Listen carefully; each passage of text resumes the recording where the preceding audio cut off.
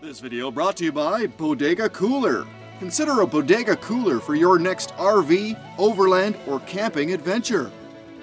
And LinerX, custom fit floor mats and cargo liners for your car. Check out LinerX for all of your vehicle protection needs. And Fast Wheels, a proudly Canadian alloy wheel brand covering a wide range of alloy wheel styles. Good morning, welcome back to Ed's Garage and day 10. So, if you haven't been keeping up with the series, check out the playlist because we have been doing a cross-Canada trip pulling a trailer with an electric car. We've done over 3,800 kilometers. So far, things are going great. Anyway, this is our campsite for last night. Let me just show you where we're at here. We found a nice little spot right before what appears to be a somewhat abandoned road that has a no trespassing sign. But nobody came by the entire time. Look at this, I got a gravel road in each direction. We're basically on the bend here.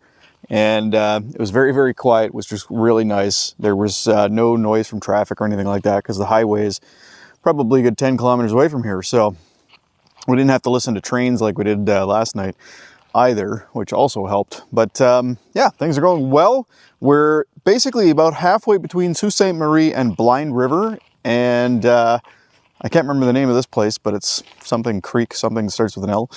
Anyway, today we are hoping to make it to Ontario, or sorry, we're hoping to make it to Toronto today. It's about 600 kilometers away. So what we're going to do is we're going to beeline it for Toronto and hopefully find a camping site, like an actual paid campsite there, because we'll probably spend at least a day, probably a day and a half, maybe 2 days in Toronto, because obviously there's a lot to see there. So we want to see Niagara Falls and we want to go to Canada's Wonderland and whatnot. So yeah, so here we go. All right, we have made it to our last charging stop of the day. Yes, I skipped most of the day because, well, the day was kind of dreary and dismal. This is charging stop number 3, and we are now about an hour from our campsite, pulling in 84 kilowatts at the moment from this station, which is reasonable. It's a hell of a lot better than some of the other stations we've been to, so we're expected to hit 80% from the 30% that we started in about 26 minutes. That's not bad. And there's a good chance that this will actually ramp up because there was a guy here when we got here with an Audi e-tron RS. Gorgeous car. About a $200,000 vehicle apparently, which I had no idea that they were that much. But he was saying, he's got a 800 volt architecture as well. He was saying that he was getting speeds closer to 100 kilowatts. So hopefully we can get that as well from this machine. Unfortunately, the other machine didn't work at all, so we had to wait for him to get out of the way. But he was done in like 3 or 4 minutes when we got here. So, yeah, we had a bit of thunder showers earlier today. It was, again, like I said, the weather wasn't spectacular, but we're going to probably make some dinner here just while we're waiting and eat quick and then take off and get to our campsite. And I might finish the video off there. If not, have a good night, but otherwise, we'll see. All right, thanks. All right, well, I lied in the last clip. This is the last charging station of the day, and Electrify Canada, oh, how I've missed you. Check this out. We are getting 227 kilowatts. Finally, some reasonable charging speed. So it said 16 minutes to 80%, which is awesome. We showed up at about 28%.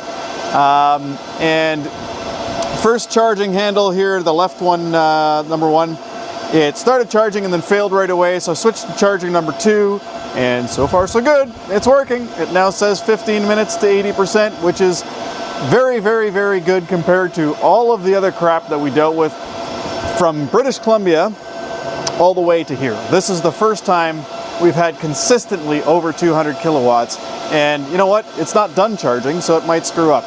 Now, the reason we're actually at a charging station right now is because you may notice that it is quite windy and the wind is heading north, and of course we were heading south, and the wind is hard actually. There's a storm brewing, and we were pushing that wind all the way here, and we would have made it to the campsite, but we would have made it with like next to nothing left. We probably would have got there with like 20 kilometers of range left, And of course tomorrow we need to come back into town, which is a good, 60, 70 kilometers.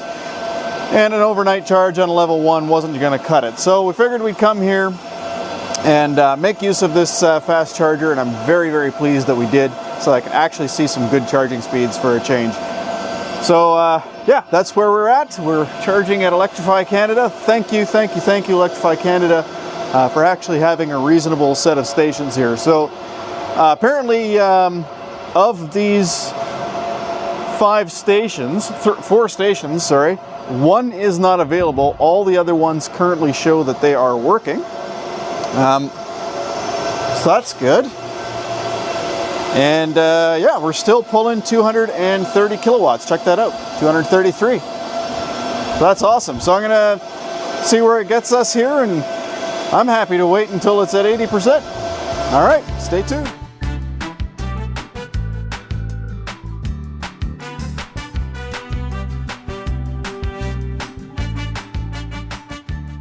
We are headed to Canada's Wonderland. We're very, very excited. Unfortunately, the weather is terrible right now. Well, it's not terrible. It's a bit of a drizzle of rain, and it's supposed to get better. But it is kind of disappointing that the one day we've chosen to basically not commute anywhere, and instead stay in town and enjoy ourselves, the weather has gotten crappy. But what do you do?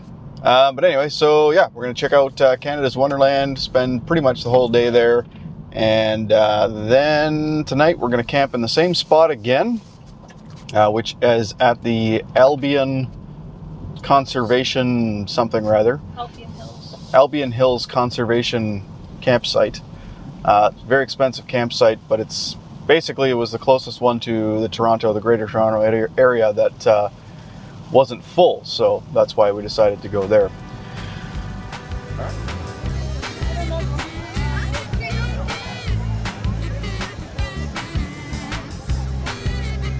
All right, we are here at Canada's Wonderland. Very, very excited to check everything out. We've got the whole day. The rain is keeping up in the sky, that is. Hopefully that's where it stays. I did not bring my microphones in, so I apologize for the audio, but I'll keep the camera a little closer, even though I might look a little larger. Yeah, so far, we're very, very excited. Looks pretty damn cool so far. We're not sure if we're going to go straight to the water park or just try some of the rides first. We'll see, but yeah.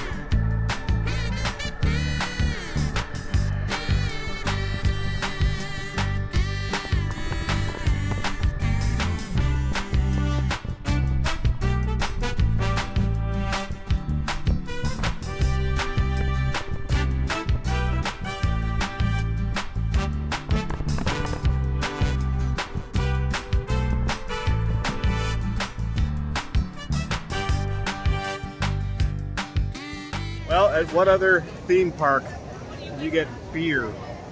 Yes.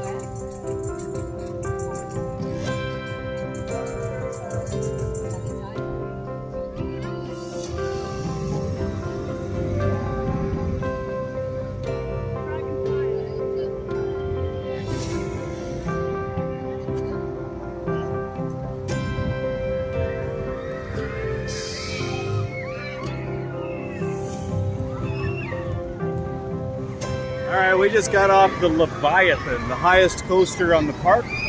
That one right there. And that was freaking awesome. It took 30 minutes to get up there, unfortunately, but it was still, it's definitely worth it.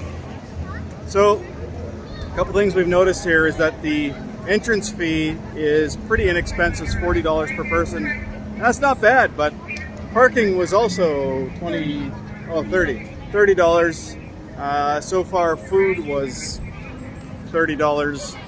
I had one beer, which was like $13. So yeah, everything else is very expensive, but I guess that's to be expected at a theme park. Oh yeah, you can get a fast pass, fast lane pass, whatever. They're $75 per person, which is kind of crazy. Anyway, we're gonna go put our stuff in the locker. This will probably be one of the last videos I take of this area. Oh yeah, $25 for the locker too.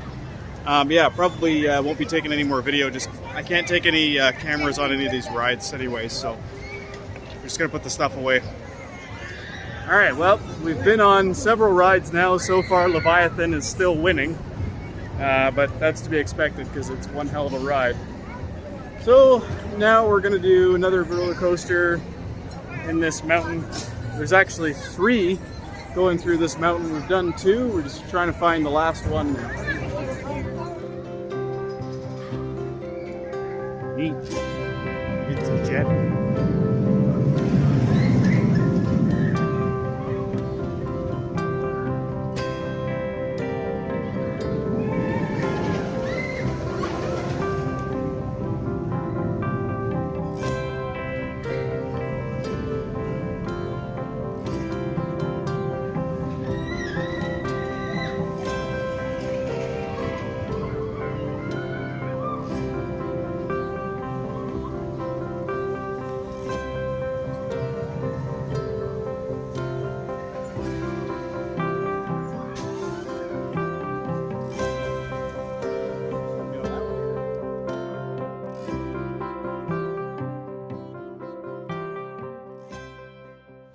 Alright, so ends day 11. We're back in the camper and we got some Little Caesars and I got some beer and we're just gonna wind down here. It's after 10 o'clock. We're both exhausted. Canada's Wonderland was amazing. So many great rides. Some were very harsh, very shaky. One in particular that I thought was going to be really cool, the flight deck one with the jet. Basically, you've got like these really hard rubber pads on either side of your head, and your head's like constantly banging into them, so I got really sore ears from that, so that kind of sucked. But the Behemoth and the Leviathan roller coasters were amazing. They were so much fun. Water park was pretty good, but the attraction at the amusement park was definitely better. Anyway, I'm going to sign off now. If you guys enjoyed this video, don't forget to like and subscribe. Don't forget to comment below if you have any suggestions for future locations to check out. Otherwise, have a great night. Take care.